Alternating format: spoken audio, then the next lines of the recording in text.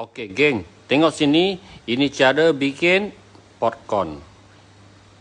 Senang kata itu jagung yang kering-kering dia kan. Ini untuk bikin popcorn lah. Jagung, senang kata jagung ialah popcorn. Kita kasih ini period ini besar-besar ya. Kasih betul-betul panas. Okey, betul-betul panas, kasih kering. Kering-kering goreng.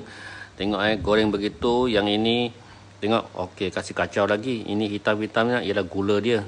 Okey, ini macam kasih goyang-goyang lagi, goyang-goyang lagi. Tengok. Okey. Lepas itu tambah lagi, kasih kacau lagi. Tengok, kiri kanan, kanan kiri, kiri kanan, kanan kiri. Okey, okey. Tengok.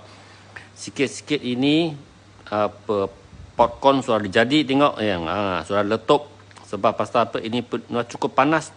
Cukup panas baru boleh. Tengok, okey, ada sikit lagi letup. Okey, tutup lagi. Cukup panas lagi, dia akan letup semua. Nanti akan jadi itu sedap punya popcorn. Tengok, kiri kanan, kiri kanan, kanan kiri, kiri kanan lagi. Kacau lagi, kasih kacau, kacau. Bikin pusingan dulu, kasih pusing dulu, pusingan dulu, tengok. Sudah jadi banyak yang itu, tengok. Sudah putih-putih punya. Okey. Kasih goreng, kacau-kacau lagi. Tengok yang ini cukup-cukup panas dia. Memang sudah jadi. Tengok, sudah banyak. Sekejap lagi dia cukup panas, dia akan letup semua yang ini. Selain itu popcorn atau jagung kan, dia punya asal rosak. Dia macam, dia tak boleh letup.